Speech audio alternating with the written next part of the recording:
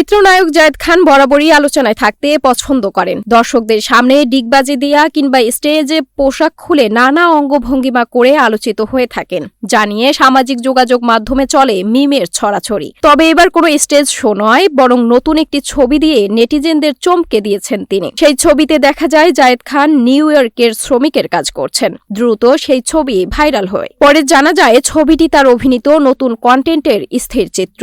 শুক্রবার নিজের ফেসবুকে জায়েদ খান নতুন সিরিজ আমেরিকান ড্রিম এর পোস্টার প্রকাশ করেছেন। পোস্টারটিতে দেখা গেছে নিউ ইয়র্ক সিটির একটি স্টেশনে দাঁড়িয়ে আছেন তিনি।